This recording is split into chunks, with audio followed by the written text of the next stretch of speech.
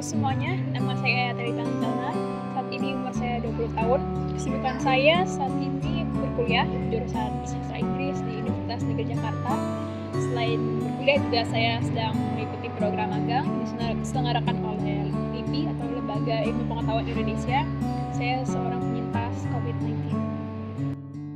Saya terinfeksi COVID-19 itu dari ayah saya. Jadi ayah saya berpergian dengan 2 orang temannya. Mereka pergi mancing ke luar kota. Lalu saat mancing itu ada serombongan orang. Rombongan orang ini bisa dibilang tidak mentaati protokol kesehatan. Lalu akhirnya selang 2 hari atau 3 hari kemudian ayah saya merasakan gejala-gejala dari COVID-19 seperti ada sakit tenggorokan, lalu juga mual, lalu batuk kering. Lalu karena kami serumah, lalu ayah saya itu menginfeksi ibu saya. Lalu mereka memutuskan untuk melakukan swab PCR pada tanggal 18. Lalu selang 3 hari kemudian, pada tanggal 21 itu mereka diberangkatkan oleh pihak Puskesmas ke Wisma Atlet. Proses buat dipanggilnya itu cukup lama dan proses buat hasilnya keluar itu juga selama 1 hari aja. Lalu pada tanggalnya sama mereka berangkat, pada tanggal 21 kami bertiga, saya, adik saya dan kakak saya juga melakukan swab PCR di tempat yang sama, yaitu Puskesmas. Lalu pada 1 atau 2 hari kemudian hasilnya keluar dan menyatakan kalau kami bertiga positif. Lalu kami juga diberangkatkan pada lokasi yang sama, yaitu RSDC Wisma Atlet Kemayoran. Dan proses buat menunggu pembagian kemarin itu cukup lama, kondisinya juga cukup ramai karena ternyata yang terinfeksi COVID-19 juga banyak sekali. Kami menunggu 5 atau 6 jam, nyampe di RSDC itu pukul 3, lalu baru masuk kamar itu setelah Isya.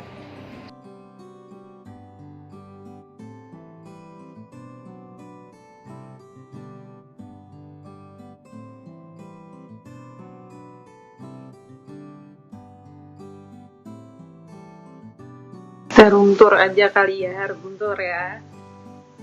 Ini kamar gue sama Dede. Nih, tuh gue sama Dede.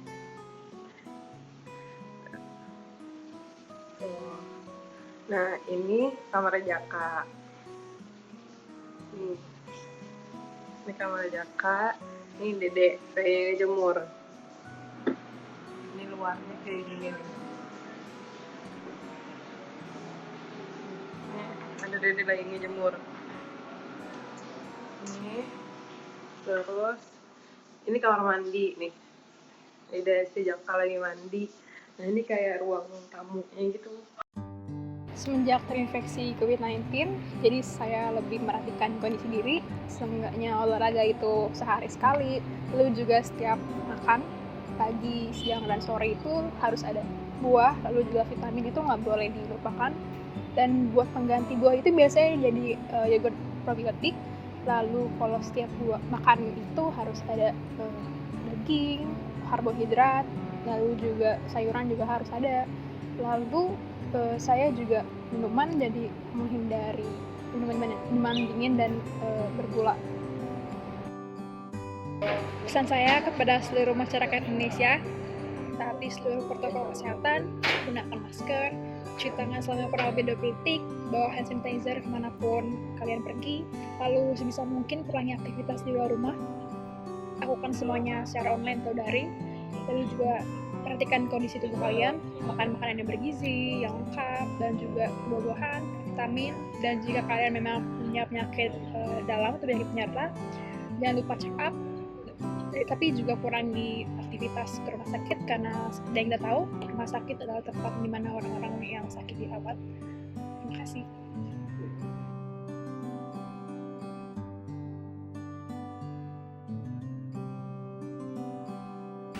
Halo, assalamualaikum warahmatullahi wabarakatuh. Nama saya Dodi. Ini yang kecil namanya Khailo. Saya 29 tahun. Saya itu profesinya sebagai dokter. Saya pernah bekerja di Rumah Sakit Rujukan COVID di Jakarta, Rumah Sakit TNI Angkatan Laut Minto Harjo, Benua Hilir. Di sini saya juga mau sharing dan cerita mengenai kehidupan saya sebagai orang yang pernah terkena COVID-19 dan alhamdulillah masih sehat. Nah, di sini banyak yang bertanya kenapa sih kok bisa kena COVID. Kita juga sebenarnya susah ya untuk cari tahu kenapa bisa kena COVID. Secara sekarang ya COVID ini salah satu virus yang sulit dilihat.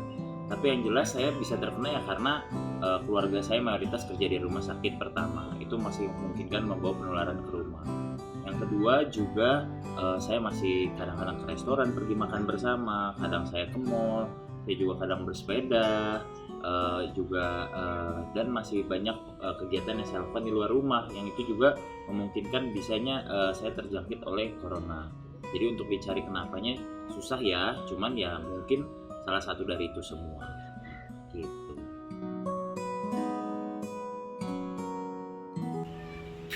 Nah, untuk penyembuhannya sendiri COVID ini beda-beda ya. Dari setiap derajatnya, ada yang perlu antibiotik, ada yang perlu antivirus, ada yang perlu oksigen dan lain-lain. Tapi tidak semuanya itu sama. Jadi tergantung dari tingkat keparahan dari COVID.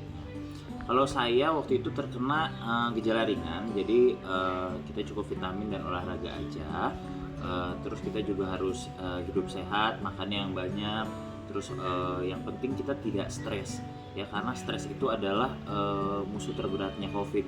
Jadi kita nggak boleh stres, kita harus menikmati isolasi mandiri, minum vitamin secukupnya, olahraga juga nggak usah yang berat-berat, yang penting gerak dan jangan lupa berjemur, ya.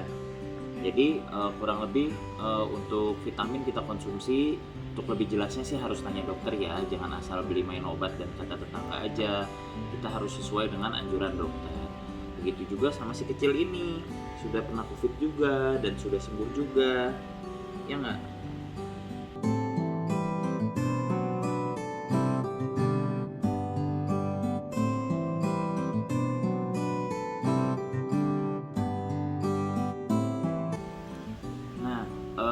Setelah sembuh apa sih yang harus kita jaga? Nah, sebelumnya harus diingat ya bahwa orang yang pernah kena COVID itu masih bisa terkena COVID lagi. Jadi bukan berarti kalian yang sudah kena itu akan kebal. Maka dari itu tetap kalian harus jaga, cuci tangan, rajin cuci tangan, terus kalau keluar rumah pakai masker, terus jangan mudah untuk memegang muka, jangan hindari kerumunan banyak orang ya, social distancing, kita jaga jarak kalau bertemu dengan orang gitu. Dan yang paling jelas yang harus kalian sering lakukan adalah cuci tangan. Ingat selalu bawa hand sanitizer dan atau cuci tangan. Jadi begitu habis megang barang, melakukan sesuatu, cuci tangan dan jangan megang muka. Ya, jangan lupa pakai masker ya guys, karena masker ini sangat penting, betul. Masker tidak direkomendasikan untuk anak di bawah 2 tahun.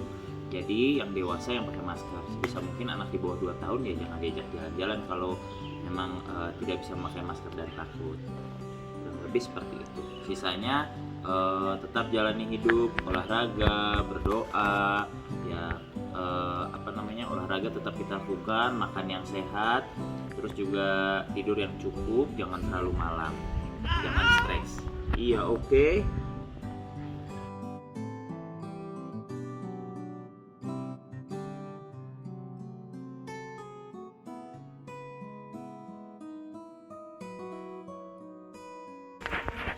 Nah, sebagai dokter ada beberapa pesan-pesan yang mau saya sampaikan.